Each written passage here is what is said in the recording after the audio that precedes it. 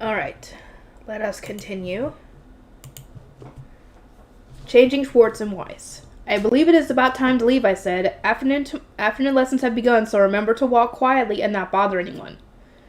Today we were going to the library to dress Schwartz and Weiss in their new clothes. We had decided to wait until afternoon lessons started so that we were less likely to be seen, and the girls who were accompanying us were now eagerly standing with boxes containing the outfits and accessories. Since the retainers Charlotte had chosen to join us were also girls, the only boys coming along were those who had been directly ordered to by Ferdinand, so that they could give reports afterward, Hartmut and Cornelius. I'll grant you all temporary permission to touch the shoe mills, I said, so please put your all into getting them changed.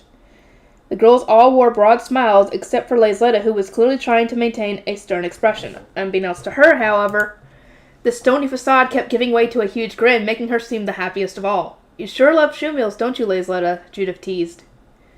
Lazletta presumably took this as a jab about her being unprofessional, considering how self-conscious she was about keeping work separate from her private life.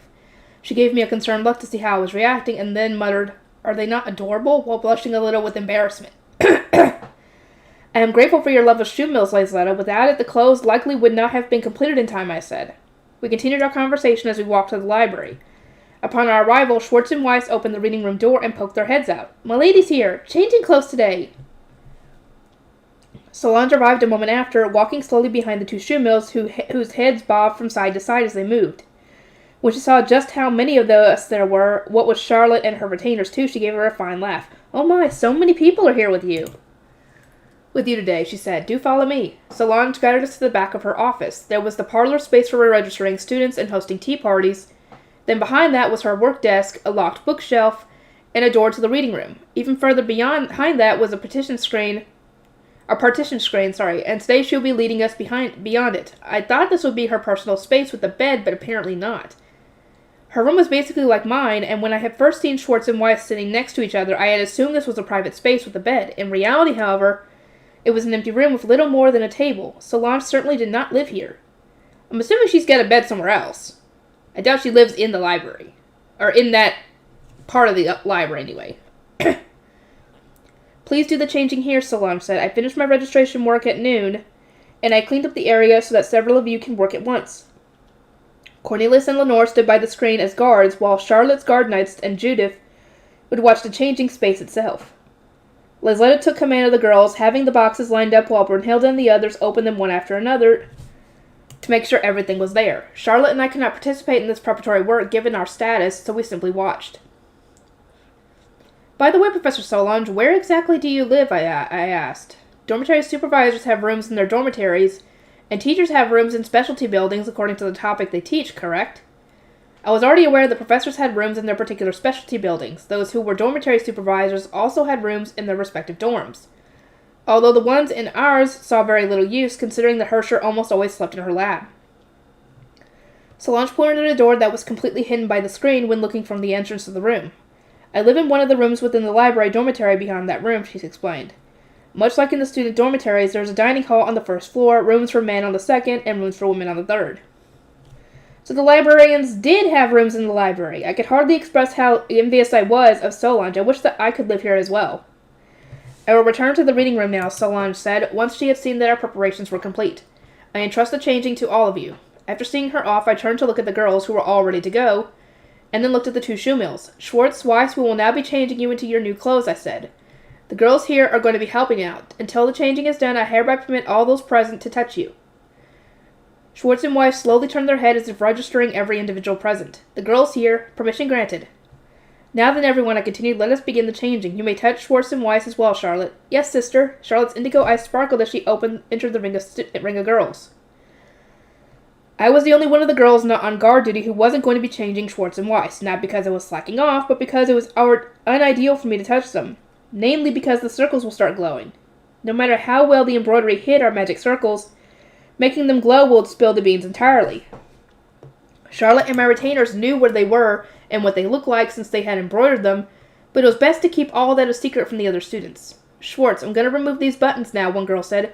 "Weiss, raise this arm, please," requested another. The girls touched Schwartz and Weiss all over, chattering excitedly as they removed the shoe mill's clothes. It was very heartwarming to see Charlotte break into such a happy smile after reaching out and touching Schwartz. Lenore, who had been standing by the partition, walked over and whispered into my ear. Lady Rosemine, it seems that Professor Solange has urgent business. I went with her to the partition, and indeed there was Solange with an exceedingly troubled expression. Professor Solange, I asked.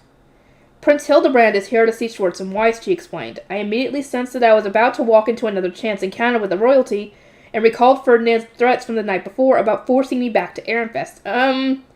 Prince? We came here specifically so that students wouldn't see what we were doing. Don't just wander around everywhere.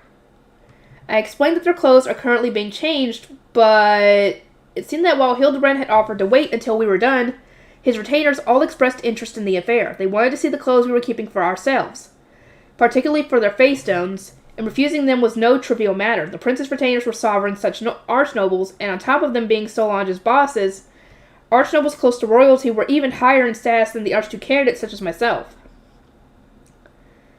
We could have avoided sovereign influence if we had stealthily changed Schwartz and Weiss in our dormitory, but here in the Royal Academy library, it was hard to refuse sovereign scholars from viewing the changing of royal magic tools. Our decision to do things here had evidently backfired. Oh, yes it has. They may enter, I conceded. I thank you, Solange said with a sigh of relief, and promptly returned to the reading room. Lenore and Cornelius tightened their expressions as she went. I don't have a choice here. Prince Hildebrand and his retainers are here. They wish to see Schwartz and Weiss, I told the girls. The cheery atmosphere disappeared at an instant, and everyone knelt where they were. It was only natural for the mood to change so dramatically. None of us had expected royalty to appear. Solange guided the prince and his retainers into the room. Hildebrand seemed to be examining the office with very frequent glances. I got the impression that he wanted to look all over the place, but was containing his curiosity. It was rather good manners for a boy who had just recently been baptized, and when compared to how Wilfrid had acted at that age, I couldn't help but silently whistle. Now this is a bona fide rich boy educated from birth. Upon noticing that everyone had paused their work to kneel, Hildebrand waved a hand and said, Please continue. As the girls returned to changing the shoe mills, he came over to me, presumably because I was the only one not getting involved. His eyes were about level with mine, which meant we were a similar height. I stood up as straight as I could, craned off my neck, and got on tiptoe, trying to maintain my pride as an older student, but my legs soon began to tremble. It didn't seem like I would be able to keep up the front for much longer, so I returned to standing normally, feeling a little disappointed. I'm just barely taller than a newly baptized kid. Oh well. At least I'm not shorter than him. That would have been a big punch to the gut right there. I thought Weiss was very cute when I visited the library the other day, so I came to see them again, Hildebrand said. I was surprised when I found they weren't in the reading room, but I see their clothes are being changed. It seems they must be given new clothes each time they change masters, which is why Ehrenfest prepared new outfits, I explained. And they are not just cute, they are exceptionally skilled workers. I went on to extol the virtues of Schwartz and Weiss as Hildebrand continued watching the changing process with curious eyes. Not only did the two shoe mills manage the lending of corrals and reading materials, they also remembered who had which book and who hadn't paid. They were essential to the smooth running of the library. I must kneel before the wondrous power of the royal family, I said. I am told that ancient royalty made Schwartz and Weiss, but the Royal Academy professors do not seem to know how. Are there any records in the palace of the time when they were made by chance? I was bursting with excitement at the very idea, but Hildebrand seemed unsure of what to say. He gazed quizzically at one of his retainers, prompting them to answer in his place. My sincerest apologies, the man said, but I have come across no such records in the palace library. The palace library? Oh, such glorious words! Oh no. I could feel my entire world brighten in his answer. A new library meant countless opportunities to come across new books. It seemed only natural that I should ask for more details, but as I opened my mouth, something tugged on my sleeve. I turned and saw Lenore with quite an intense smile on her face. Okay, I understand. Shut up and don't say anything else. Got it. I closed my mouth and remembered the warning I had received, that I always spun out of control when it came to talking about libraries. This was a rare opportunity to get valuable intel in the palace library, but displeasing royalty here could end with me being forever barred from entering. I need to be careful. As Charlotte had suggested to me, I needed to start with something that Hildebrand and I found mutually interesting, and then gradually shift the topic to libraries from there. But what common ground was there between the two of us? I fell into thought, at which point Hildebrand appeared to take the initiative, speaking in a manner that came across as both hesitant and timid. I told that Rosemine of Ehrenfest is engaged, but what of... He had trailed off, although it was obvious whom he meant. Our common ground is... Charlotte? I widened my eyes at the sudden question, blinked for a bit, and then shook my head calmly. No plans have been made as of yet, but I expect there to be discussions during the Interduchy tournament or the Archduke Conference, sometime soon at least. Adolphine of Jawanko had been sizing up Charlotte during the fellowship gathering. It wasn't hard to imagine she was calculating the benefit of marrying her to Ortwin. Given how many people had probed for engagements with me at the Introductory Tournament and Archduke Conference, I could guess that Charlotte would soon be receiving some as well. Hildebrand seemed somewhat taken aback by my response. He allowed his bright purple eyes to wander downward until his gaze settled on the floor and then said, I suppose I am too young then? One must be old to be seen as reliable. Wait. What? Does he have the hots for Charlotte? Oh no, I don't have a clue what kind of boy she likes. This is not the kind of topic I was equipped to speak about at the moment, and so I frantically searched for an innocuous answer. I do not believe that one's age determines how reliable they are, so there is nothing more I can say. It was my best attempt, but even then Hildebrand seemed devastated. There was only one other solution I could think of. If you are that curious, shall I ask Charlotte for you? What? Hildebrand gave me a look of sheer confusion, and then repeatedly glanced between Charlotte and me in something resembling alarm. No, that isn't necessary. I was just curious. Do keep this talk a secret. I would not want my curiosity to cause any problems. I see. Understood, then. It was certainly true that marriage-related problems from royalty would cause chaos, and given that Hildebrand had merely been a little curious, there was no need to throw everyone into a panic. I'll just wait for our little prince here to settle his feelings. My apologies for the wait, Prince Hildebrand. Rose mine. Charlotte interjected as she brought Schwartz and Weiss over to us. How do they look? Surely this should be his, understanding that this is Rose mine he's been talking to. Charlotte is the other one. The two Shumo's clothes were primarily black, as expected, since this was the Royal Academy. I had suggested making one look like a butler and the other a maid, but almost none of my original designs had ended up being used. All that seemed to remain of my suggestion were the matching hair ornaments on their chests. Schwartz was wearing a white shirt, although since they were wearing a vest over it, the only parts I could actually see were the sleeves. The vest itself was decorated with complex embroidery, which marked the similarly complex magic circles beneath it. I masked them. Schwartz also had a cute ribbon tie made with dyed cloth, and there was many colorful flowers and leaves embroidered onto their pants, making Lacelotta's enthusiastic involvement more than clear. Weiss was wearing a dress, the sleeves of which were generally embroidered with flowers and leaves like those on Schwartz. Their apron was also covered in complex embroidery, and the only white of their clothing still visible were the frills in their shoulders. By their neck was a tie-dyed ribbon and a flower ornament. The girls had also wanted to put ornaments on Weiss's ears, but ultimately decided against it since the ornaments had proven too heavy and were therefore too much of a hindrance. Looks good, milady. Milady, praise us. You both look adorable. Everyone's efforts have produced such wonderful outfits for the two of you to wear. The embroidery is excellent as well, I said, praising not just the shoe mills, but also everyone involved in making the clothes. Hildebrand gave a peaceful smile. I'm glad to have seen such a wonderful sight. I took Schwartz and Weiss's old outfits and presented them to Hildebrand. These are what they were wearing before, I said. Do remember that once you button them up, it will complete the magic circles, and the defensive charms will activate when filled with mana. Hildebrand's retainers accepted the clothes with a nod and then looked them over. Was Ehrenfest using these magic circles directly, one asked. No, I replied. Lord Ferdinand modified them. I am still not an expert on magic circles, and so I will ask that you direct any questions to his teacher, Professor Herscher. Understood. I wasn't about to attempt an answer when I didn't understand the subject matter myself. I had also been told to direct any questions about magic tools and circles to Herscher and Raymond, whatever. So I just gave the response that Ferdinand had given me. Now, I shall replenish your mana, I said, beckoning Schwartz and Weiss. I touched the faces on their foreheads and started pouring in mana while stroking them. In turn, they closed their eyes as though enjoying the experience. Ah, how cute, Hildebrand exclaimed, reaching out to them himself. Don't touch them!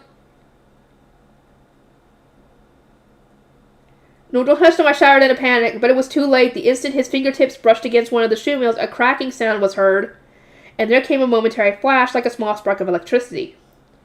Hildebrand gasped and started nursing his hand while his guard knights immediately readied their staffs. Hey, told you guys, I told y'all not to touch them! None can touch Schwartz and Weiss except those registered as their master and those with their master's permission, I explained. Prince Hildebrand, do you have no such magic tools in the palace? As far as I knew, there were plentiful magic tools in the palace, all of which could only be used by those registered with them. One of the prince's retainers sighed. All magic tools in the palace may be used by royalty. This is the first one that Prince Hildebrand has been unable to touch. Oh, so I can't touch Schwartz and Weiss, Hildebrand said, slumping his shoulders. It was then that one of his retainers turned to me.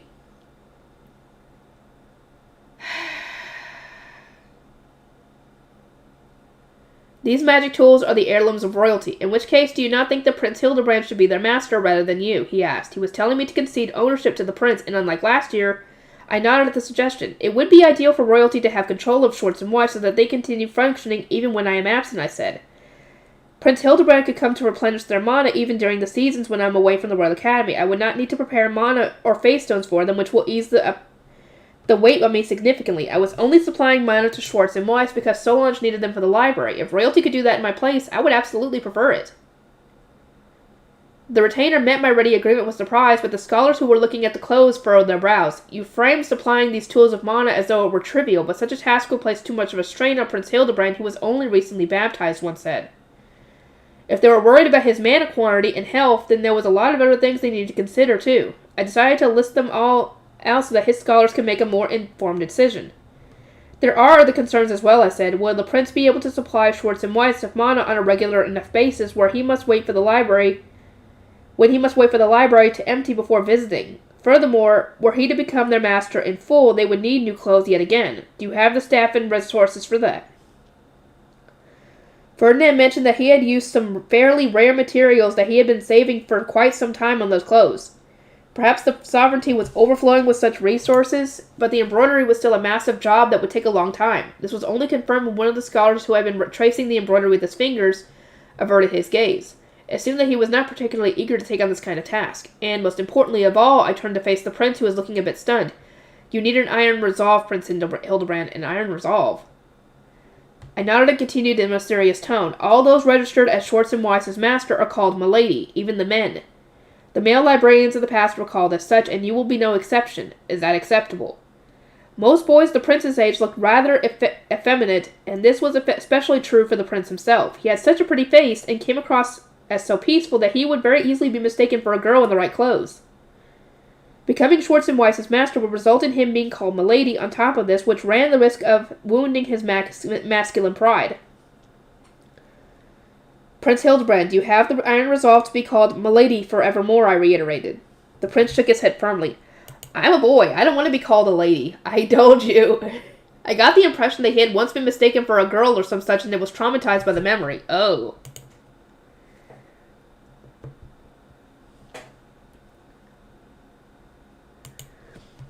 In that case, I would suggest that you be registered as a mana supplier, I said. By doing this, you will get to touch them, and they will continue to call you by your name. You also will not need to visit the library on a regular basis. That, I want to do that, Hildebrand declared, his eyes sparkling. His retainers concurred, likely because it was a much lighter burden on him. However, I noted, you will need both dark and light affinities to supply them with mana. Will that be a problem? Not at all. And so Hildebrand registered as a mana supplier. Just like that, the library committee had recruited a new member. He was in a good mood as we saw him off, since he could now stroke Schwartz and Weiss all over. I gave a relieved sigh, having successfully survived the situation without displeasing royalty. One truly cannot predict what events will suddenly befall you, nor can one stop them once they begin, Charlotte muttered to herself. As it turned out, Charlotte had wanted to ensure that I didn't cross paths with royalty again, but things had progressed so suddenly that she could only stand and watch. Even by the time the prince was saying his farewell, she had not found an opportunity to step in. It was too bad, in all honesty. I was pretty sure that Hildebrand would have loved for her to join the conversation. Let us hurry back to the dormitory, Charlotte said, hurrying us along. I fear that something else is bound to happen if we do not. All the girls who we had brought with us for help seemed exhausted just from having met with royalty. As I returned to the dorms with everyone, I suddenly remembered something and turned to Charlotte. Out of curiosity, what do you think of younger men? I asked. Would you find one hard to rely on? Charlotte returned a look as though she sensed my intentions, then she placed a hand on her cheek and closed her eyes in contemplation. It would depend on the person, but I tend to find older men more reliable. Wilfrey does have my love despite everything. Aye, oh my. Too bad, Prince, you're out of the race. Shoot. Poor Hildebrand. Though I think he likes Rosamine and not Charlotte. I made a mental note that Charlotte preferred older boys, but as I did, she looked down at me with concern. Do you not agree that our brother is more worthy of relying on than Prince Hildebrand? She asked. It seemed that she was pushing the whole reliability metaphor, but far be it from me to commit the faux pas of pointing that out. Well, As always, what I want most in a partner is their willingness to let me do anything I want with our library. I have not forgotten Wilfried's promise that I may do as I wish with the dormitory bookshelf. For some reason, this answer made Charlotte look exceptionally uneasy. Ooh, gathering facestones. What's this about? Classes are truly important, so please prioritize planning around Lady Hannelor's classes, Solange had said to me. I had sent a letter of invitation to Hannelore since once Brunhilde had my schedule in order, but she had responded that she was unable to attend on the first suggested date, since it overlapped with her sociology lessons. Another date was soon chosen, however, and now the Bookworm tea party was charging full steam ahead. We will need to send an invitation to Professor Solange as well, Brunhilde noticed, so I speedily wrote the letter and then half skipped to the library. Woohoo! A tea party with Professor Solange and Lady Hannelore! The Bookworm tea party was being held in the library's office, and I could already feel my excitement steadily rising. I needed to be careful as to not get too emotional. Milady's here! Milady, book time! Oh, Rosemine really is here! That last voice was Hildebrand, who was with Schwartz and Weiss when I entered the library. He had come to see them time and time again over the past few days. Apparently he would stroke them until he was satisfied and then be on his way. Even the Shoemills had noted that he was exceedingly bored. He was borrowing study guides for first years, but had apparently said there were a few books he could read in general. It was simply too sad that he had wanted to read but had just so few options, so I had sent a letter to Ehrenfest asking whether I could lend him the children's books I had made. Good day, Prince Hildebrand. I formed the customary greetings before heading over to where Solange was. She had said with a chuckle that her job was a lot more stressful now that she was hosting royalty each and every day, although she had gotten a bit more used to it since she knew that he was only visiting for Schwartz and Weiss. Professor Solange, we have settled on a date for the tea party, I said, presenting the letter of invitation. Solange accepted it with a joyful smile. Oh my, how exciting! 4 days from now, I see. She rarely seemed to venture outside the library, and since she socialized with the other professors less during the winter when the students were around, she said that she really enjoyed our tea party last year. I will be putting enthusiasm into those preparations myself. As we smiled at each other, a young voice interjected. There's a tea party 4 days from now? Hildebrand asked. It seemed that he had wandered over with Schwartz and Weiss. Should I refrain from visiting the library then? Schwartz and Weiss would be doing work in the reading room like always, so I assumed there was no issue with Hildebrand coming to see them. But apparently it was socially unacceptable to have a relaxing tea party in the office while there was royalty attending. Maybe I should ask him to stay back here, I wondered, turning to Solange for her to give the final answer. She rested a hand on her cheek and looked down at me. Lady Rosemine, what would you say about inviting Prince Hildebrand to our tea party? He has been registered as an assistant mana supplier, and we will need to tell that to Lady Hannelore. Oh, huh? I was under the impression that we were having an all-girls tea party, but if we consider it a library committee gathering instead, we definitely want the prince there too. Oh, Sylvester and Ferdinand are gonna have heart attacks. Oh, boy. What the fuck? She can't avoid trouble! She seriously cannot avoid trouble no matter what happens.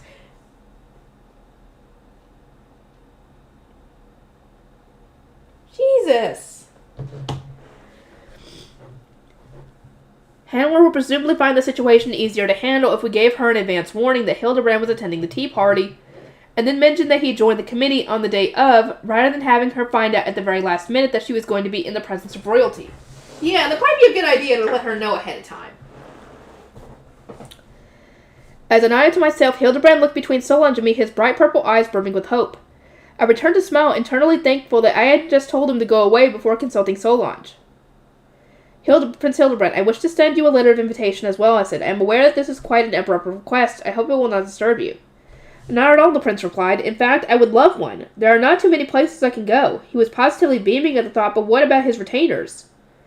I glanced over to see that they were all wore plastered on smiles, and one gestured with his eyes to Brunhilde. I would like to hear the details from one of your attendants, Lady Rosemine, Brunhilde, if you would. Understood. Despite being tense with anxiety, Brunhilde put on a calm smile and headed over to the prince's retainer. I felt a little bad for her, having to suddenly work with retainers of royalty. But there was no time for pity. I turned my attention back to Hildebrand. I can't wait, he said. Almost all of the tea parties I've attended here have just been my mother and me. Hildebrand had only recently been baptized and was still rather new to socializing. Aside from a member of tea parties with his mother's family, he had pretty much no experience whatsoever. Hopefully, our gathering would help him to stave off that boredom. Will you be reading again today, Lady Rosemine? The prince asked. I will stay with Weiss so you may go to the second floor without fear.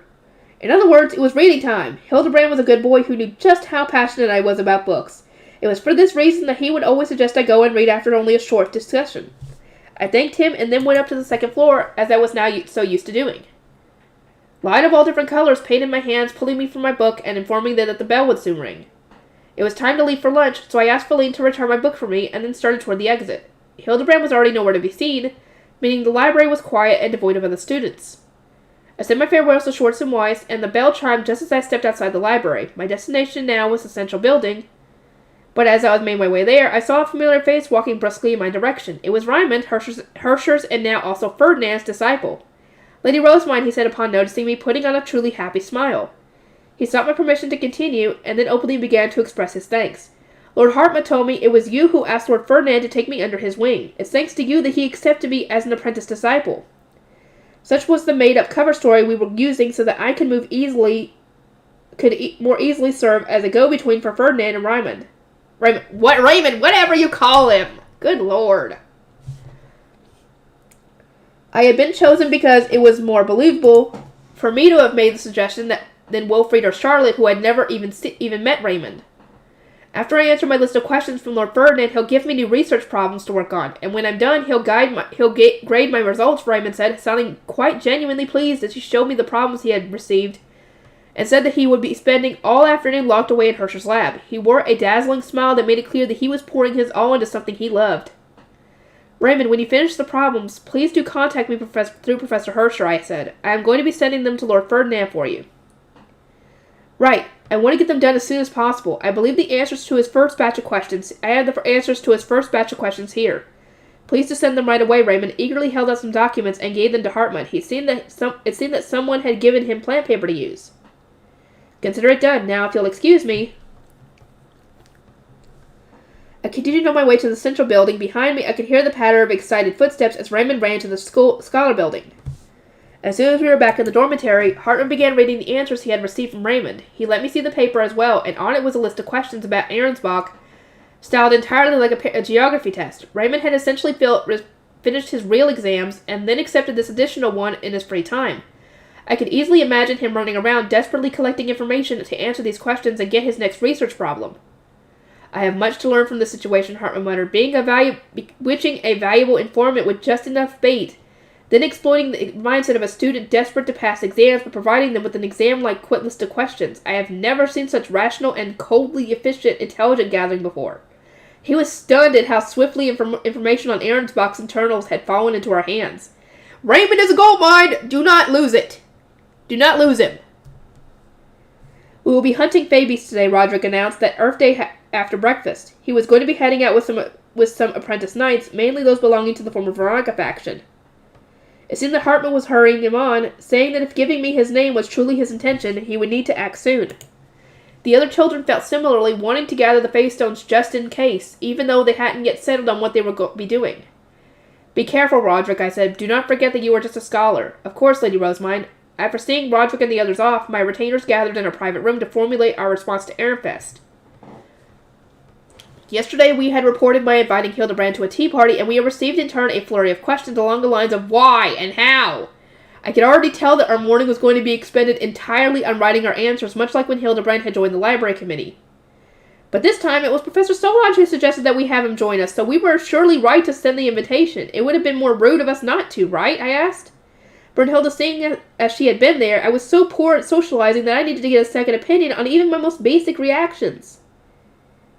She gave an uncomfortable expression and said, it would have been better for us if you had taken a step back after agreeing with Professor Solange's assessment, rather than addressing the prince then and there. In the future, even during urgent situations, please leave any invitations to your attendants rather than taking matters into your own hands. Understood, I shall do that next time.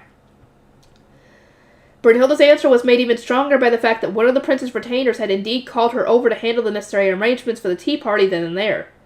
It was the retainers who suffered when thrown into situations like that, and when advising me on what to do instead, their language had shifted from a lighter, you may wish to do X at times, to a far more exhausted, in these cases, please just do X.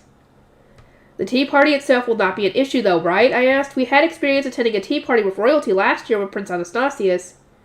We have received an invitation before, but this is our first time doing the inviting ourselves, milady.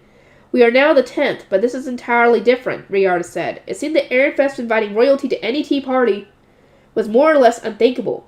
We can't take it back, can we? I asked. Of course not. What are we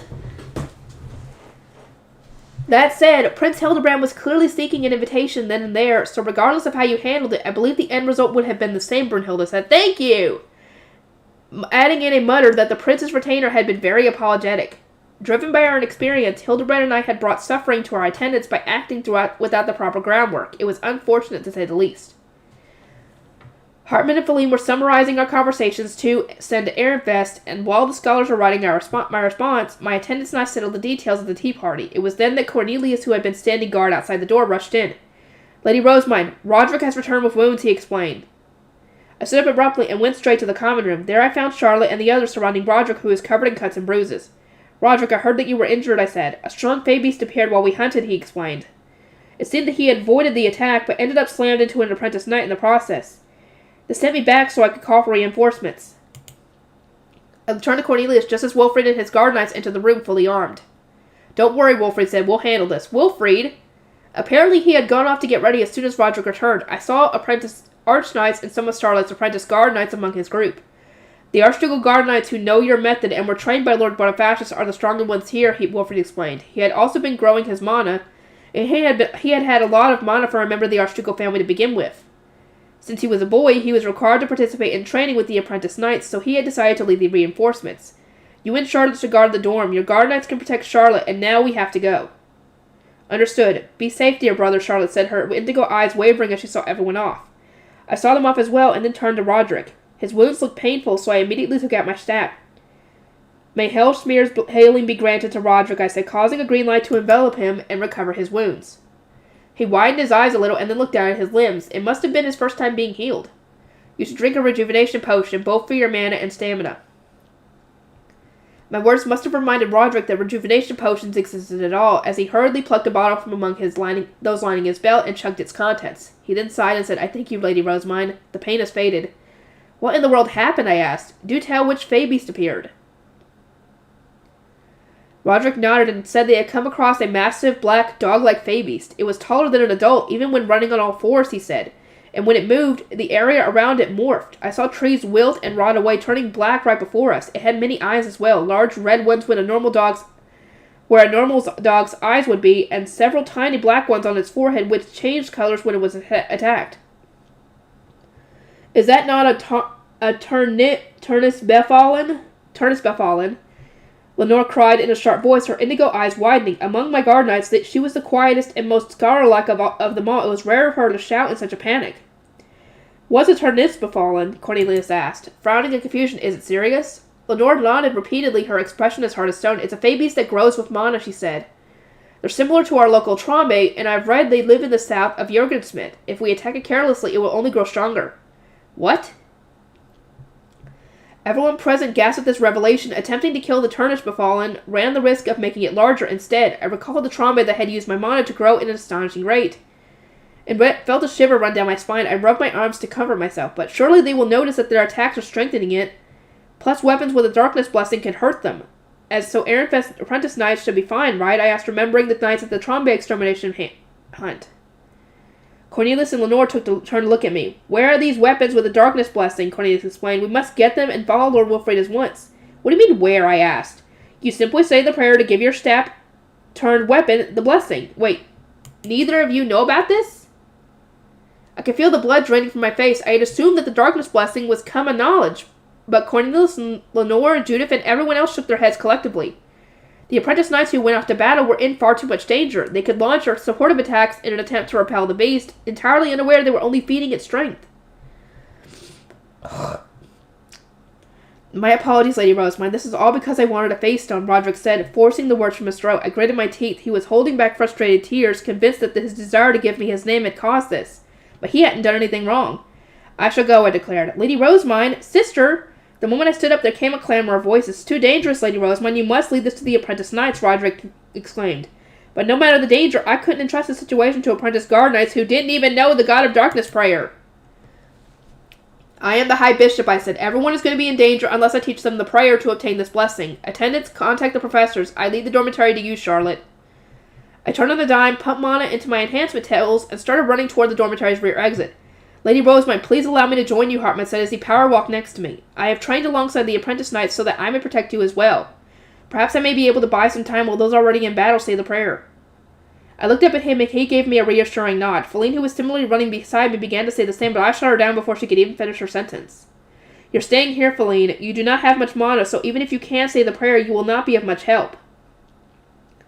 Cornelius spoke next with a highly troubled expression. Please just teach us the prayer and stay in the dorm as well, Lady Rosemine. The prayer is not short enough to be memorized so easily. And we do not have enough time for me to teach everyone. If you continue to complain, I will order you to stay here too.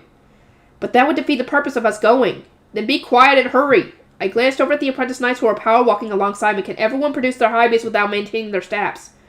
Of course, then do so and form your weapons. After seeing everyone take out their staffs and morph them into their weapons, I similarly turned my staff into a weapon, opting for a water gun, and then ordered them to repeat a prayer after me. Almighty and supreme God of darkness who rules the endless skies, Almighty Father who created the world and all things, please hear my prayer and lend your divine strength. Bless my weapon with the power to steal mana from the evil. All the mana which is yours by right, grant me your divine protection to purge the unnatural fae. We arrived at the back door, and Roderick, who had come with Feline, began pulling it open. I eyed them while continuing the prayer, and once outside I used my free hand to touch my face stone and bring out my high beast. Everyone else did the same and jumped on their own high beasts. Grant ephemeral peace to the beings of the land. As I finished my prayer, our weapons flashed for a moment and then were engulfed in clouds of darkness. I climbed into my high beast and turned around. There was Feline looking on with worry and Roderick biting into his lip, trying to keep the tears from streaming down his face. Roderick, get in, I shouted. I would not want you to lose your face stones after all this has happened. I have resolved to accept your name, but he was slow to answer, so Feline grabbed his hand and pulled him into my panabus. She forced him to sit down and then smiled. Lady Rosemine will never lose now that she has the darkness blessing. Did you not say that you will obtain the face stones and serve by her side? Go and get your face stones, Roderick. I silently applauded Feline's expert work in getting Roderick inside. Now we could leave as soon as she got out. I turned away to get my seatbelt on, and while I was distracted, I heard Roderick speak in an uneasy, pleading voice. Feline. Roderick, Feline replied, if you do not let go, I cannot get out. I glanced in the rearview mirror to see that Roderick was still gripping Feline's hand. She looked between him, the one keeping her in place, and me, the one who had ordered her to stay behind. It seemed that Roderick would feel more comfortable with company, and there was no harm in Feline riding with us. Feline, I said, could you show Roderick how to put on a seatbelt? May I come as well, then? Feline asked, widening her eyes. I responded with a brisk nod. I didn't want Roderick sitting alone in the back, worried. It was better that there be someone with him. Roderick is not yet formally my retainer. You are not a knight, Feline, but you must keep an eye on him. Do not allow him to leave my high beast no matter what. Understood, Feline repeated. I could see in the rearview mirror that she was wearing a pleased smile as I started pouring mana into the steering wheel. This was going to be some dangerous one-handed driving since I had a water gun in my other hand. Lady Rosemine, we're off, Roderick. I interrupted Roderick, who was probably about to insist on getting out, and then took to the sky to catch up to Cornelius. Here we go. Hunting a Turnus befallen. I accelerated toward the glow of the gathering spot. It was relatively close to the dorm, and amid the snow, the pillar of yellow light was easy to identify. I could see a black trail leading toward the magic mirror-esque barrier, tracing where the Turnus befallen had traveled, but the knights were nowhere to be seen. They must have been inside the gathering area as well. Going in, Cornelius shouted as he plunged into the pillar of light. I did the same in Leslie, following after his fluttering dark yellow cape. It took only a moment for us to get through, and in an instant the world around us went from one with snow to one without. However, the gathering spot was far from how I remembered it. About a quarter of the previously thriving plant life of the rich brown tree and beautiful green grass had been corrupted by the Turnus befallen. Even the very earth beneath us was now a swamp of black mud. This is awful. Where is everybody? Knights, respond, Cornelius called out, the panic in his voice bringing me back to my senses. The Turnus befallen wasn't here, nor were the apprentice knights who had come to hunt it. They must have lured the Turnus befallen elsewhere, Cornelius said calmly, maintaining her cool. Let us leave and investigate.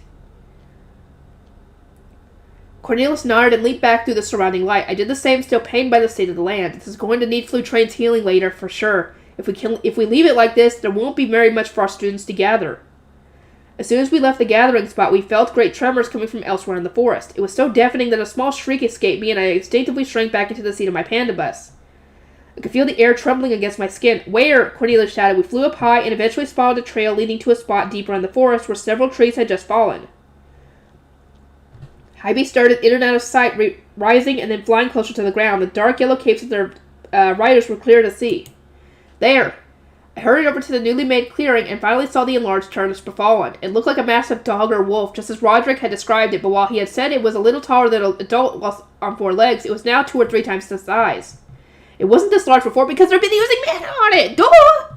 Roderick cried. I nodded while eyeing it over. It must have grown after being attacked with mana, and quite a lot of mana indeed, it seems. I wanted to shout that the apprentice really should have noticed what was happening before things reached this point, but I swallowed the urge. They hadn't participated in a trauma hunt before, let alone encountered a Fae beast that stole mana. There was no avoiding this kind of mistake. Although the situation was now quite dire, it seemed the apprentice knights had at least learned that attacking the beast was dangerous. They were now flying around it, trying to keep it from causing too much more damage to the forest. Their dark yellow capes left no room for doubt that they were air-infest apprentice knights, but their numbers paled in comparison to how many had departed with Wilfried. This is all of them, I muttered to myself. What about the apprentices who had gone gathering with Roderick?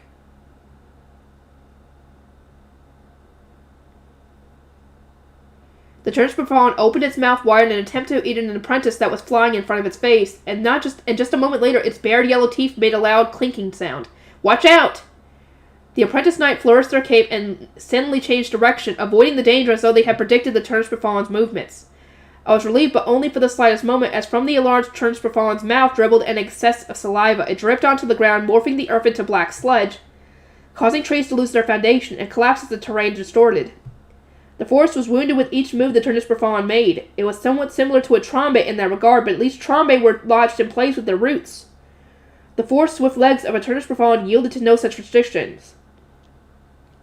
Lady Rosemine Feline cried, "The Turnspur Fawn!" Oh, and then did I realize that in my contemplation I had lost sight of the Turnspur Fawn.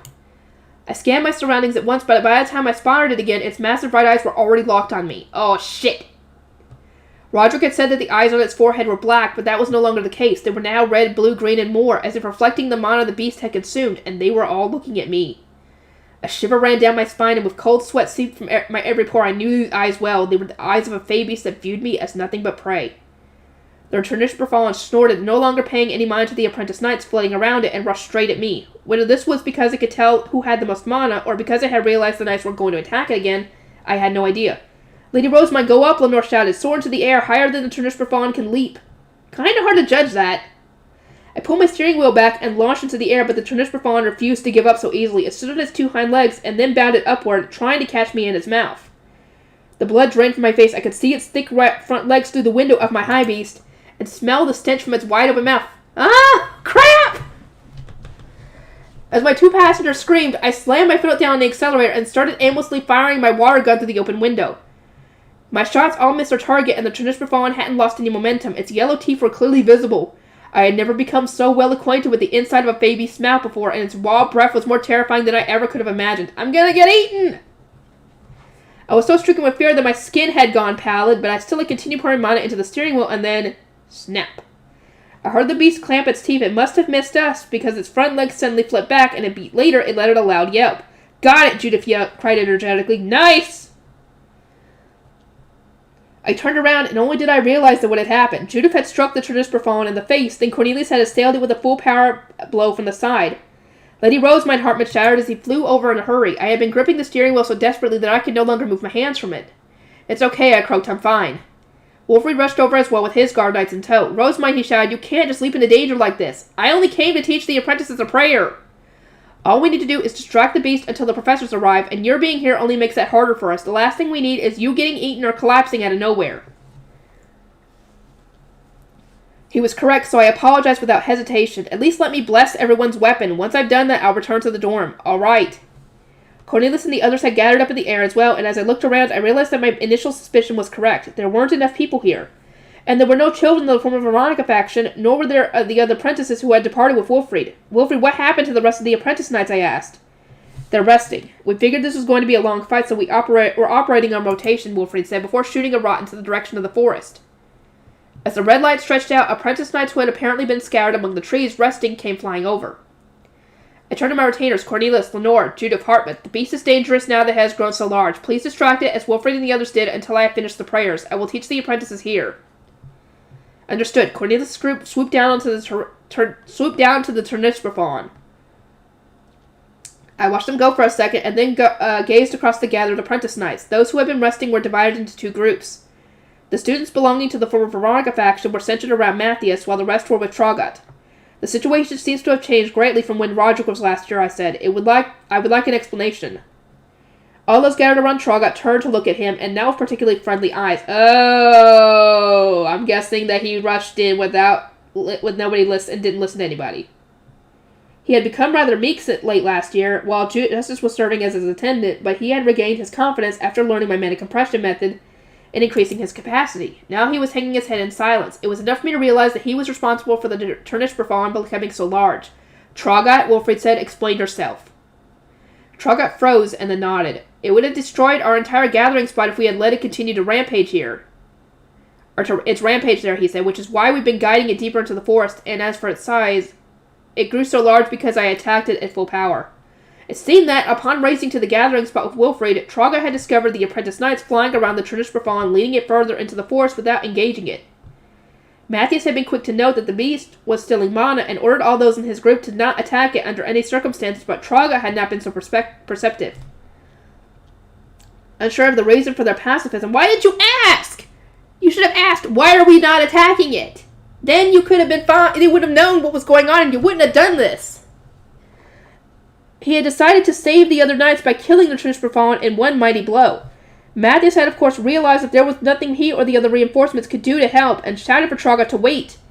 But Traugott didn't hear and launched his full power attack nonetheless. It was then that the Turnish Befallen, which had only been a little bigger than an adult, had swelled even further in size. For a moment, it looked as though it might explode from the pressure of the mana, but its shape soon stabilized, and it ended up over twice as large as before.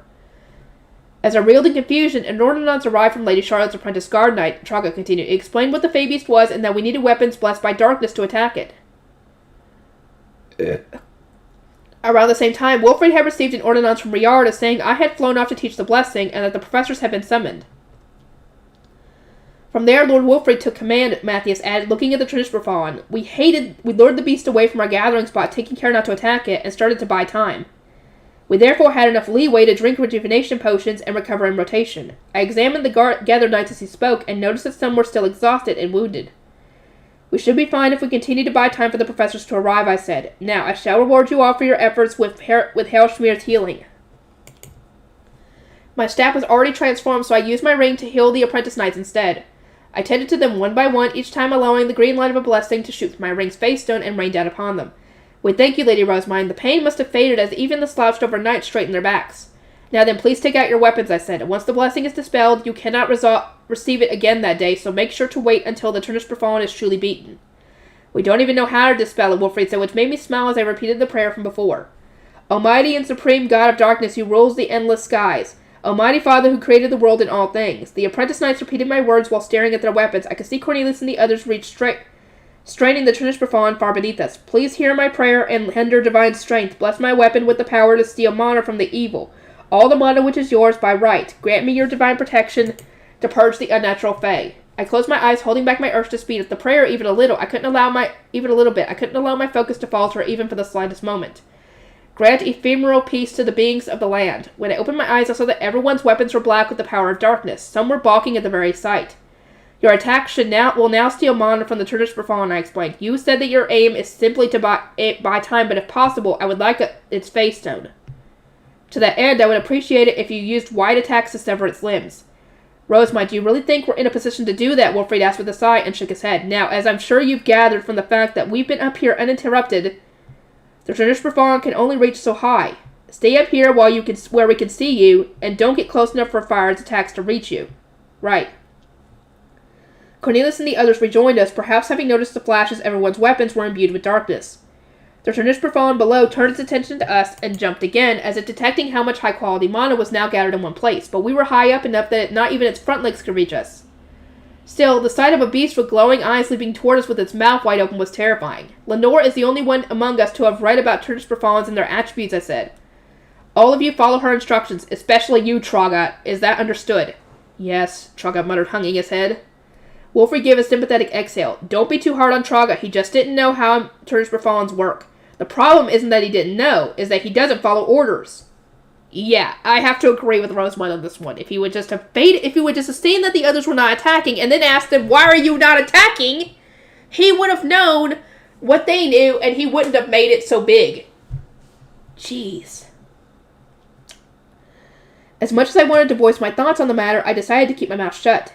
Now that I had blessed the apprentice knights' weapons, they could handle the rest of the fight themselves, and my work here was halfway done. I still needed to heal the earth, though given what was lurking below us, that didn't have time to be done right now. As I was lost in thought, Lenore was taking command, and she turned to give me my orders next. Now, Lady Rosemine, you want me to fight too, I asked? I thought I was told to stay here in the sky. You have more mana than any of us, and can attack from the greatest distance. Is there a reason you should not fight? It seemed that she wanted us to use all of the manpower available to her. It was a logical decision, and although I was a little surprised to see her so focused on defeating the enemy as efficiently as possible, I was glad to actually... Dang it. I was glad to actually be given a job. That means I'm being of use to everyone. Lady Rosemine, please use your water gun to shoot the Trunus Befallen from outside its reach, Lenore said. Judith Hartman stay by her side no matter what. I understood, I replied enthusiastically as I readied my water gun. Lenore gave a small smile in response and then looked at Traga. Traga, work with Cornelius to detach the Trunus Befallen's limbs. You know the attack that he and Angelica often use, correct? Traga was about to respond, but then fell silent. His failure from earlier must have been weighing on his mind. He shut his eyes tight and shook his head, but Lenore had no intention of permitting him to flee. She continued in a quiet voice. You and Lord Wilfrid are the only ones here with enough mana to match Cornelius. If you believe that you have failed, then now is your chance to make up for it and try again.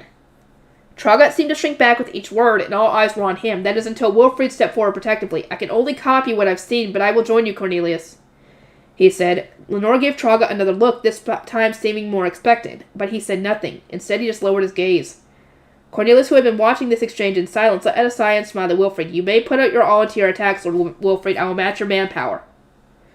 Our game plan was going to be similar to the one used during the Trombe extermination. I would target the Trunus Befallen with long-range attacks, and once it was weakened, the apprentice knights would attack all at once. Everyone would then back off, which was my cue to rain arrows down upon the beast.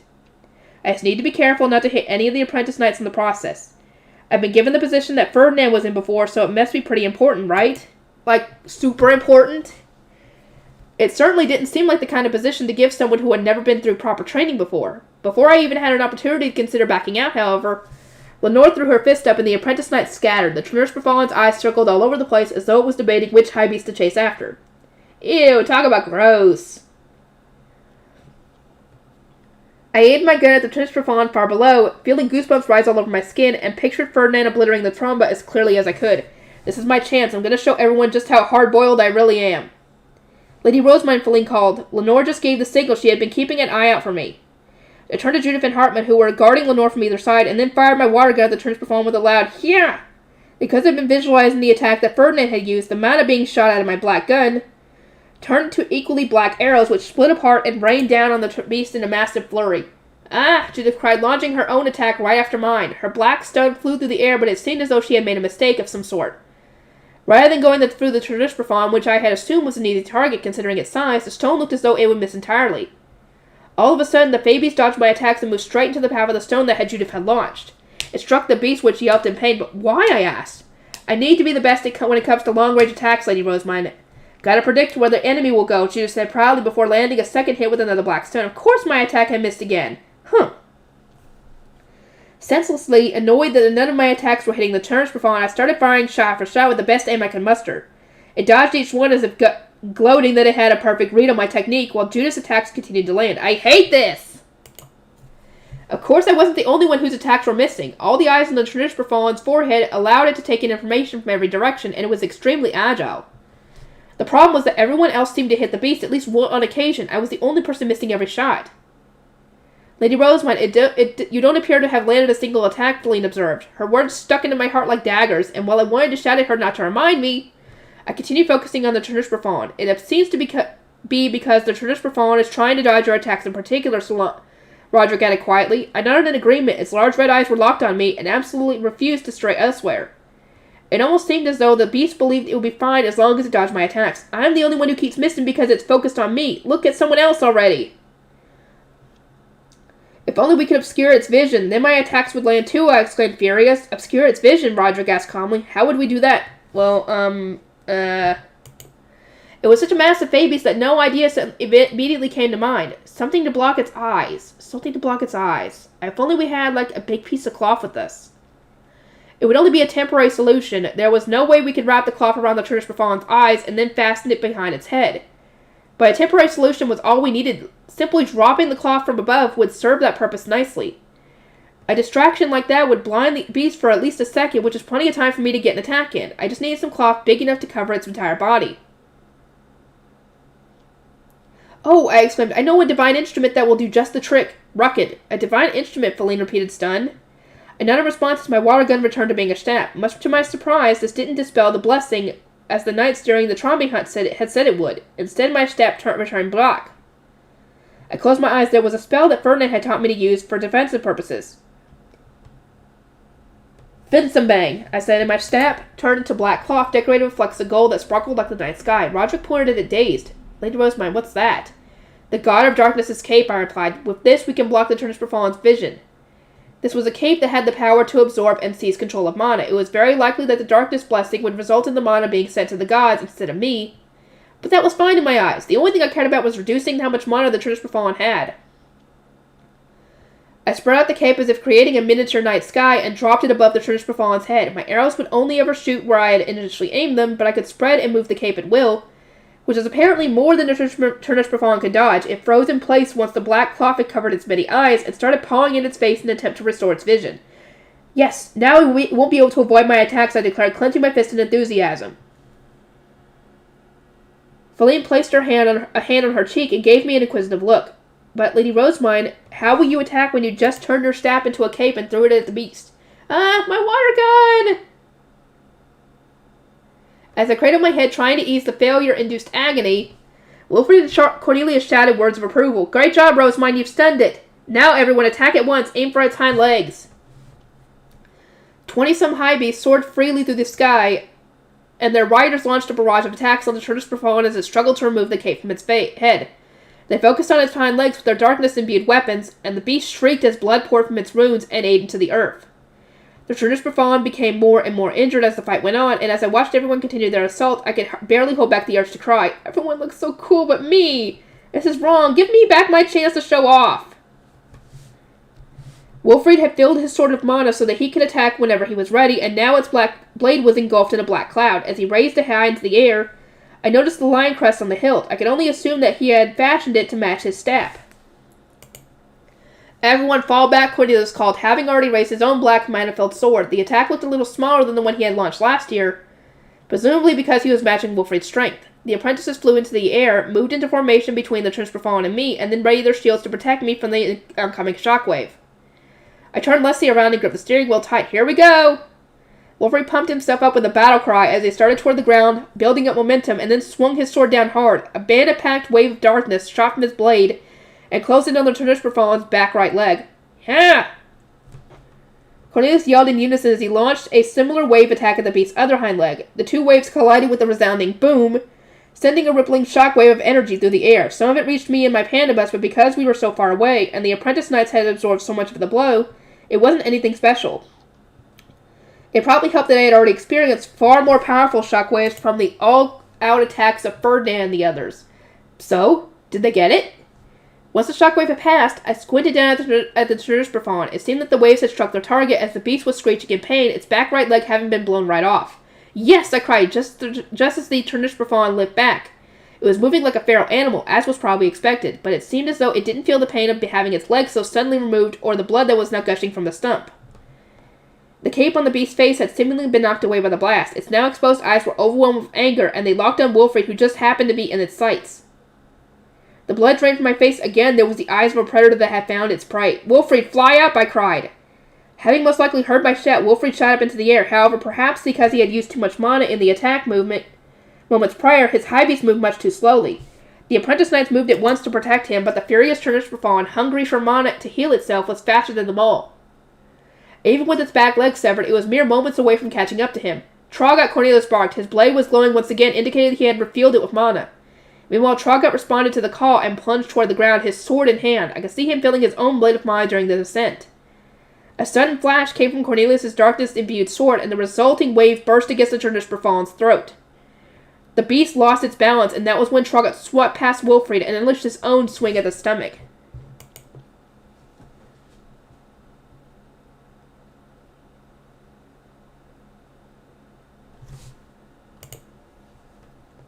Ah! Troggot roared. His mana hit the shockwave that Cornelius' attack had caused, and an explosion soon followed.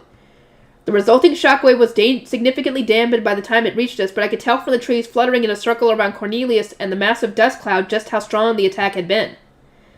Wilfred was knocked further up in the air when the shockwave hit him, and the knights who had canceled their shields to help him were likewise blown every which way. I squeezed my eyes shut, stomped on Lissy's brakes as hard as I could, and poured my mana at maximum speed so I tried to endure it. Once the shockwave had faded entirely, I finally opened my eyes. There was a massive crater in the ground, and inside it, the Trinishper Fallen was lying on its side. Its legs were twitching, but it appeared that he couldn't stand up. "We did it! Stay on guard," Lenore barked, silencing the cheering apprentice knights. Cornelius and Traugott stabbed the Trinishper Fallen all over with practice of movements until it stopped moving entirely. "Come get your ingredients," Traugott eventually called, waving everyone over. The apprentice knights flew down to join him by the Trinishper Fallen, as I did the same in my panda bus. "Ingredients are distributed according to participation," Cornelius said to me, Wilfred and me, explaining how the apprentice knights were rewarded after helping to slay a beast. This time, Cornelius was the MVP, followed by Wilfred and then Traugott. I received a fair few points too for blocking its vision and halting its movement with the cape. "Cornelius, don't forget how much Matthias and the others contributed by guiding the Trinishper Fallen away from the gathering spot while waiting for reinforcements," Wilfred noted. "And don't forget about Lenore," I added. "She's the one who had studied documents on the beast not relevant to the introductory tournament." Cornelius nodded with a smile. "I would like ingredients for a face stone that Roderick can use to swear his name to me," I said. "I don't need anything else in particular, so I will take whatever is of high quality." "Might I suggest eyes from his forehead, then?" Lenore suggested. "The mana that the beast absorbed from attacks is divided between them, so I believe they will serve as excellent ingredients." At her advice, I set up for the Trinishper Fallen's wind and earth eyes. "There you go, then, Roderick. Go acquire the eyes and make a name-swearing face stone worthy of giving to me." "Lady Rosemine," Roderick looked at me, clearly moved, then nodded firmly and climbed out of my panda bus. I watched him go over to the Trinishper Fallen and sign him with leave. I could pluck the feathers from a bird and skin an animal after being forced to help my family in the lower city, but I wasn't good at it, nor did I enjoy doing it. And gorging out eyes? Yeah, no thanks.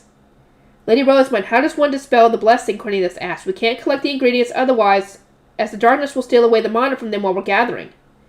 I snapped back to reality and looked over everyone's weapons. "You do know that once dispelled, you can't regain the God of Darkness's blessing for the rest of the day, right?" "I don't think we'll need the blessing any more times today," Wilfred replied, and the apprentice knights nodded in agreement. "Repeat after me, then." Indwafnung. Whatever.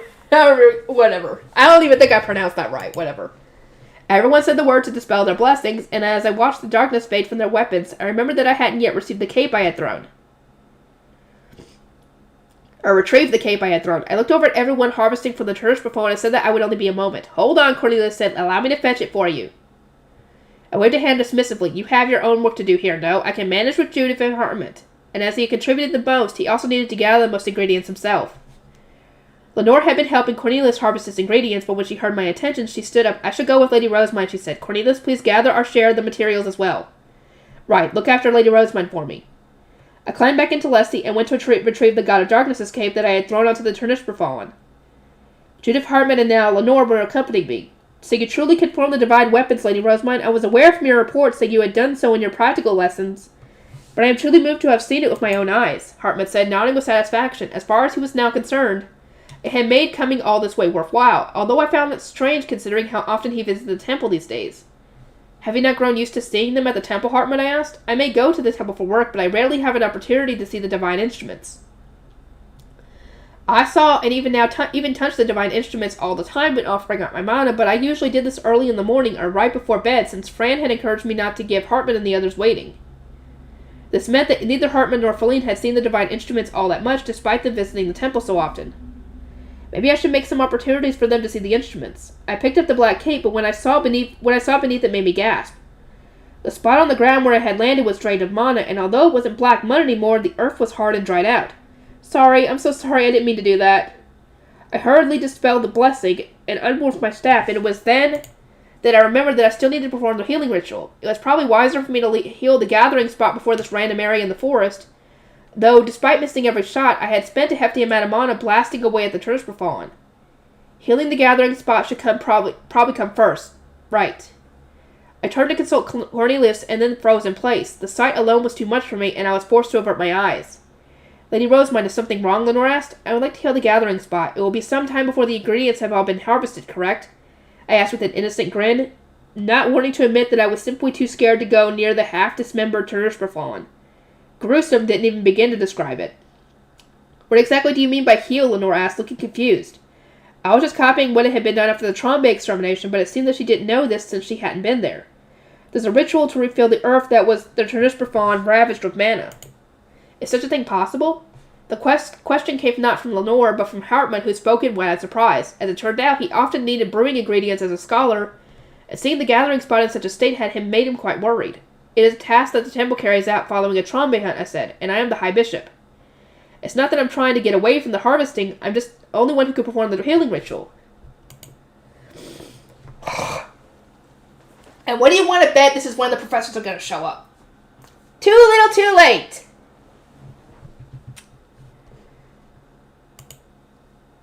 An hour and 5 minutes. Oh! I want to continue. I want to at least get this one done. Healing and reinforcements. After a brief discussion, it was decided that I would go to heal the gathering spot. 3 guards wouldn't be enough for such a task, so we opted to bring with us the idling apprentice knights who had barely helped defeat the beast, and quickly obtained their minor share of the ingredients. We entered the yellow glow at the gathering spot and saw the clear line between the lush granary and the black sludge where the Turnusperfon had rampaged. In total, about a quarter of the clearing was entirely destroyed. It was a serious amount of damage. This is nightmarish, one of the apprentices said. We need to remedy this havoc, else our studies are going to suffer.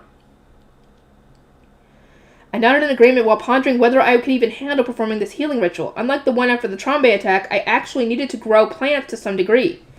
Otherwise, the students would immediately face problems in class. I will heal enough that Ehrenfest does not fall behind in its classes, I said. I trust that you will all step in if any babies appear.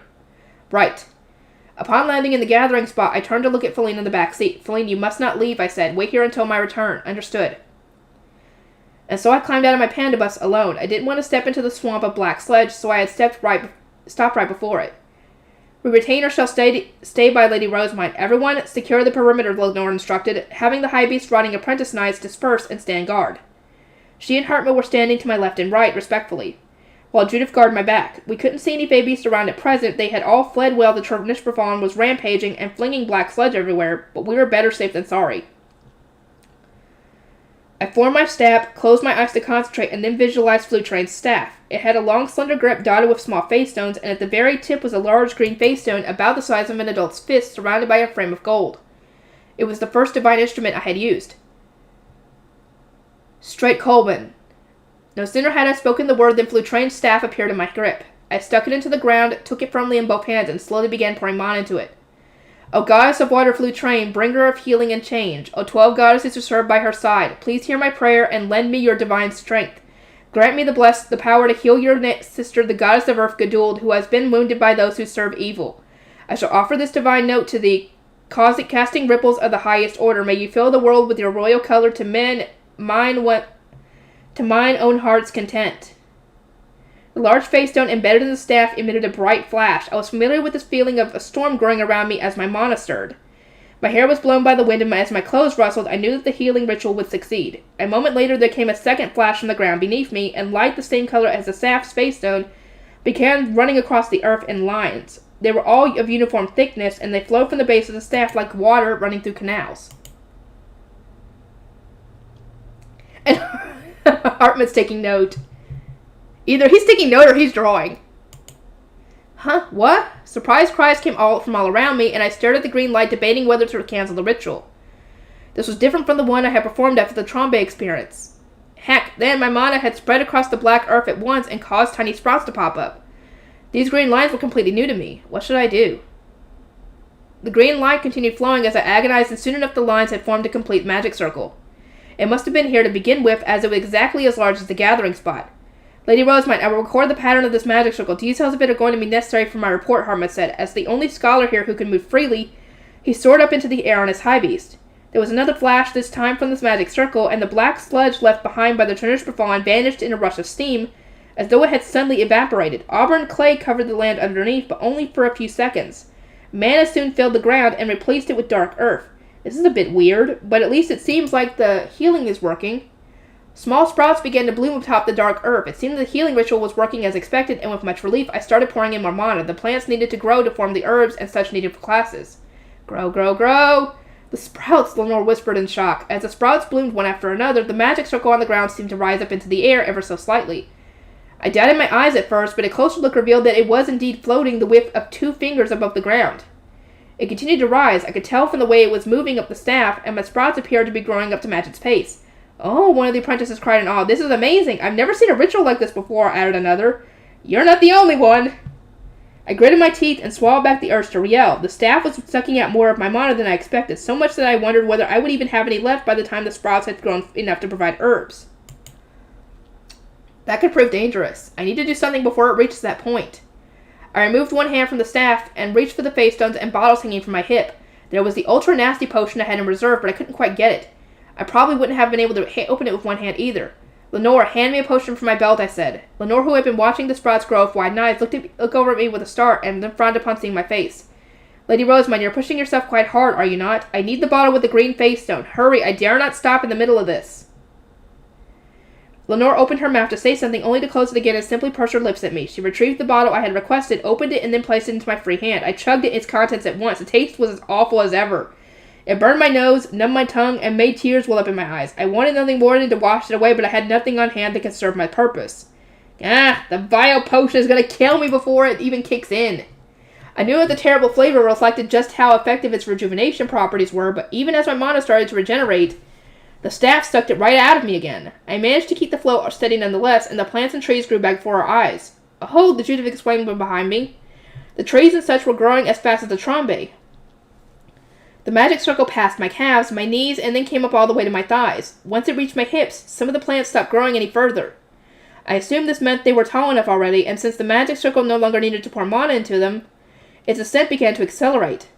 Once the magic circle reached the top of Flutrain's staff, I saw a stream of mana flowing directly from the green face stone. The stream pushed the massive glowing magic circle of green lines higher and higher, and the trees grew along with it. Branches formed and diverged, leaves grew into abundance, and some even sprouted flowers. Lady Rosamund, this is amazing! By the time all the plant life in the gathering spot was back to normal, the magic circle had risen to the highest point of the cylindrical area. It flashed one final time, emitting a bright green light, and then vanished. I no longer needed to provide any mana, so as I slumped over, leaning up for the train staff to support myself. Healing's done, I said, exhausted. I truly cannot believe this, Lenore said. Have you been doing this for the temple all this time? In the temple, I stopped with the sprouts, but this is Ehrenfest's gathering spot, an important place for classes, so I devoted even more mana to it. I'm glad everything is back to normal. The scholar course required ingredients for their classes, but they weren't the only ones. Knights depended on the gathering spot too, since they needed rejuvenation potions. Amazing. This is all thanks to you, Lady Rosamund, Judith chirped. She looked around with a broad smile across her lips, but her expression dropped the instant she saw me. Lady Rosamund, you look so sick.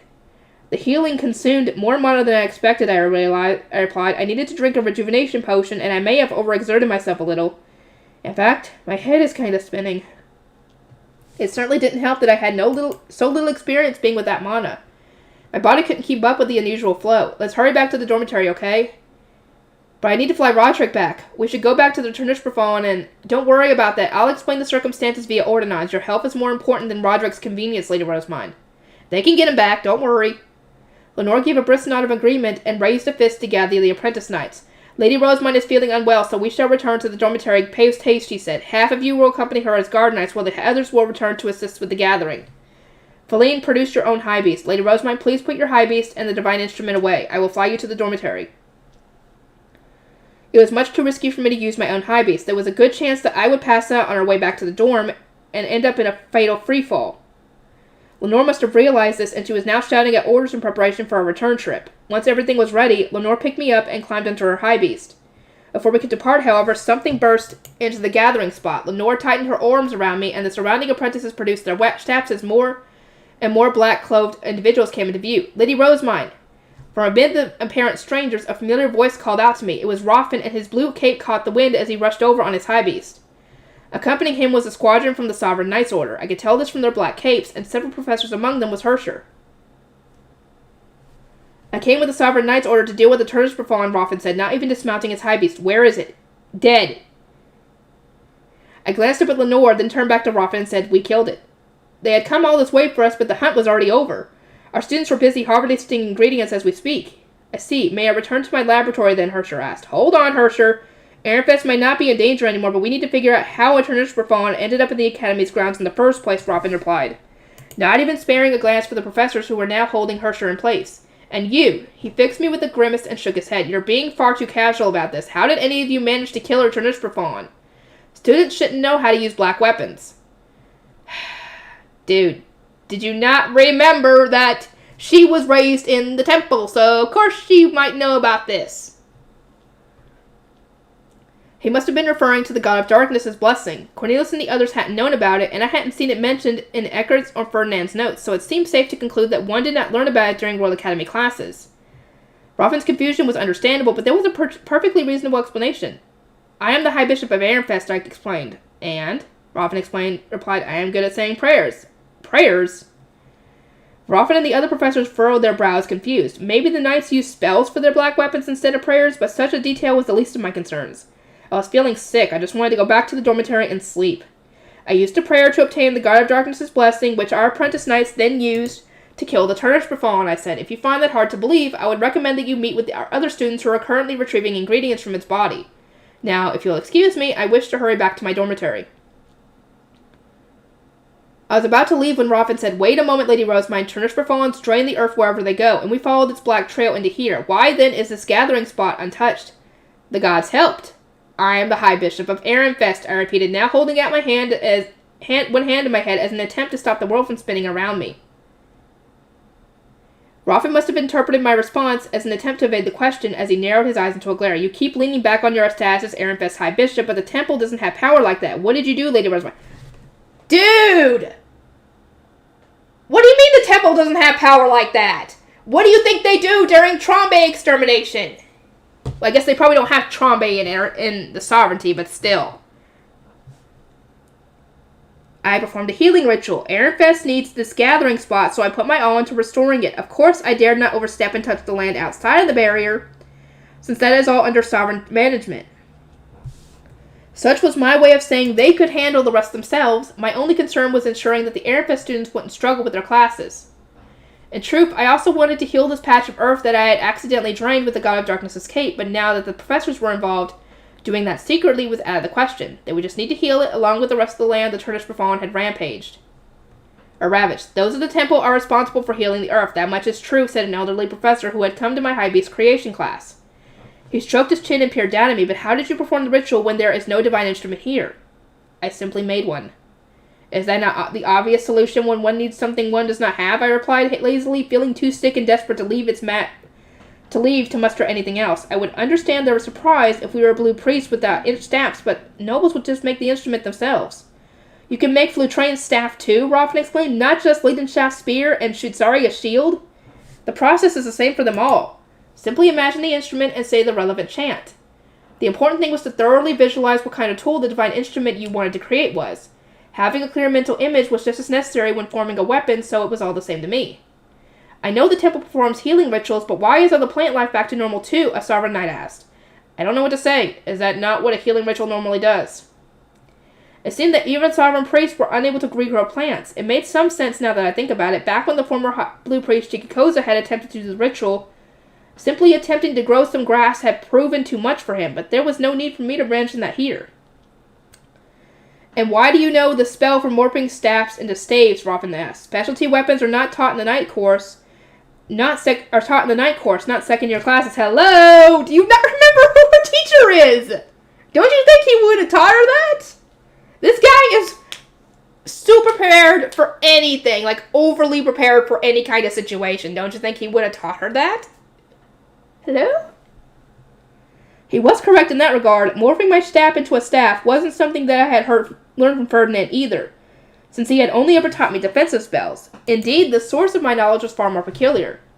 I served a tour duty in the Res Angelica grade squadron, so I know more or less everything that is taught in the Knight's course for written lessons, I explained. I had read over the documents we received from Eckert and Ferdinand countless times, and paid close attention while Damiel, Cornelius, and the others desperately tried to teach Angelica. All things considered, I probably knew the syllabus better than she did. Hearing my response, Roffin's eyes began to sparkle with joy. Does that mean you plan to do the night course alongside your other courses next year? He exclaimed. I look forward to our dinner rematch from the bottom of my heart. No! I replied without missing a beat and shook my head. As I said previously, I will not be taking the night course. Do you really think she'd be able to handle the night course, dude? Really? Do you think she'd be able to handle the night course with her body the way it is, even when it has been fixed a little bit? Roffin's eyes opened wide, but why? He leaned toward me and shouted, so worked up the spit flew from his mouth. I could never handle the course's practical lessons, I explained. The written lessons were straightforward enough, but it was blatantly obvious at this point, I struggled enough just trying to move around. Motivation's all you need, Roffin shot back, persisting nonetheless. You'll get through it with guts and more guts. It was such an appropriate response for someone from Dunkelfelger, a duchy that was all about tackling their problems head on and fighting until they won. But it wasn't a culture that I wanted anything to do with. I was fundamentally incompatible with it. I do not have the necessary motivation, I said, nor do I have guts and more guts. But above all else, I do not have the stamina. Simply coming here to give a blessing and perform the healing ritual has brought me to my limit, so please, I let my body go slack. Let me return to the dormitory. Lenore, who was still carrying me, shot Roffin a glare. Professor Roffin, any further questioning will put Lady Rosamund at great risk, so please stand down, she said. I ask that you speak to her another day. Furthermore, although we slew the Turnishperfon, we still do not know how it got here. Such beasts are of course not native to the Royal Academy, so I ask that you investigate its appearance. It's possible that there are more lurking about, so you must warn the other duchies to be on guard. Roffin straightened up and nodded. Yes, we can discuss Lady Rosamund's attending the night course later. As you say, the Turnishperfon business comes first. Professor Roffin, I said, there's not a single thing for us to discuss. You there, apprentice, take me to the Turnishperfon. Yes, sir. My words were drowned out by the commotion, and the knights who had set to return to the beast did so with the professors and Sovereignty Knights Order in tow. After seeing them go, Lenore motioned for us to start toward the dormitory. Upon our return, we were surrounded by those who had stayed behind and bombarded with questions. Answering them was a job for my retainers and the apprentice knights, so I allowed Riarda to carry me to my room. Have you had a potion? Riarda asked. But that case, get ready to bed. You're burning up all over. Riarda started changing my clothes for me with assistance from Brunhilde and Laisletta. I started muttering about reporting the events of the day back to Ehrenfest and the importance of communication, but she shook her head at me with a look of exasperation. Lord Wilfred and Lady Charlotte are here and perfectly capable, Riarda said, and since Hartman was with you, he can write your report for you. You need only focus on your rest, my lady. At this rate, you'll miss the tea party in the library you were so looking forward to. And don't forget, the prince is going to be there. If you do not attend after personally inviting him, the repercussions will harm Ehrenfest in its entirety. Riarda was right. Now that I had invited Hildebrand, I couldn't risk getting bedridden and missing the tea party. I had no choice but to shut up, crawl into bed, and close my eyes. The letters were apparently sent to Ehrenfest while I slept. Wilfred was brimming with excitement over his first time participating in a hunt. Hartman extolled the virtues of the Saint of Ehrenfest and her masterful control over the divine instruments, and Charlotte's was crisp and businesslike, covering my discussion with the sovereignty and a report from Roffin in addition to everything else. Apparently, each report was so different that of Ehrenfest assumed they were referring to a series of events rather than just the one and became quite panicked, Feline said. To summarize the responses we received, we did well in how we reacted to such an abrupt situation. It was all very favorable, except for their order that you return home, Lady Rosamund. Oh, no! Not again! Feline gave me a sympathetic look as I sat in bed and started reading the responses from Ehrenfest. I couldn't detect any anger from them, nor was I being chastised, but they did stress that I was to return home as soon as my tea party with royalty was over. Something gave me the impression that they were waiting to give me the scolding of a lifetime, but maybe it was just my imagination. It's that time already, I muttered. Please inform Lady Handler of Dunkelfelger that I will return the book I am borrowing from her when we meet for our tea party, and that I will be bringing a new book for her. I had wanted to invite Handler to a personal tea party and discuss the book at length before returning it, but that would be no time for that now. I believe this order to return is so that Ehrenfest does not socialize with the prince alone, while students of all the other duchies are here, Feline said. Perhaps you will be allowed back as soon as the dedication ritual is over, and then you will be able to socialize with people other than the prince. All I want is to hole up in the library for the rest of my days. Sadly, that dream was going to be a lot more difficult by the time I returned. No longer would my days be blissful and spent buried in books from dawn till dusk. There was only one word for what I felt: despair. As I slumped my shoulders, Feline consoled me, saying that she would gather stories from many duchies while I was away. Then she told me what the sovereignty's reports had covered. As Lenore had read, Turnishperfons are native to Workstock. They do not dwell near the Royal Academy, so it is suspected that someone connected to the duchy brought one here. It was supposed to take many years for a Turnishperfon to grow as large as the one we had encountered, and if one were to work backward from the assumption that someone had brought it to the academy when they were a movable puppy, it would have arrived around the time of the purge, when the Workstock dormitory became sealed off. However, Feline continued, this hypothesis seemed unlikely. Had the Turnish truly been on the academy grounds for such a long time, one would expect it to have wreaked havoc near the workstock dormitory. This was not the case. A black trail also revealed that the Turnish had come to the Ehrenfest dormitory from the general direction of the workstock dormitory, and that it had done so in a suspiciously straight line. The path that the Turnish took led it past both the Ehrensbach and the Fremdeltag dormitory, and yet it showed no sign of approaching either of the gathering spots, Feline said. She then went on to note that the Sovereignty had warned all the other duchies about the Turnish and told them what its most recognizable traits were in case another appeared. The official instructions, if another is spotted, are to contact the Knight's Order from the dormitory and then buy time for them to arrive. Students have been warned not to hunt it without permission, as we did. It seemed that crude tactics performed without experience were the root cause of many serious injuries. Robin's approach made sense to me, but I didn't really understand why they had refrained from teaching everyone how to imbue their weapons with darkness. Instead, they had forbidden Ehrenfest from using the blessing at all, despite the potential of there being more mana-draining Fabies about. Is there a reason they're aren't just teaching everyone the spell, I asked? By doing that, the apprentice knights could fight too. Probably because they do not wish to encourage those who would attempt to fight it. By ensuring the students have no means of combating such a beast, the Sovereignty can ensure they have no choice but to move carefully and wait for help should they encounter one. I nodded my understanding. That certainly was one way to keep the students under control. No matter how doubtful or dissatisfied one was, they had to do as the Sovereignty ordered. I see. And how is Roderick, I asked. Did he retrieve his ingredients? Roderick? He is currently striving to make his name-swearing face stone, although he was quite glum to learn just how much mana is required to create one. He'll need to make a few rejuvenation potions first, he replied, giggling. His innocuous trip to gather the face stone had certainly escalated into something massive, but overall it had ended without issue. I sighed, relieving that things were back to normal, including the fact that I was bedridden. Okay, that's going to have to wait, and I will see everybody in the next one.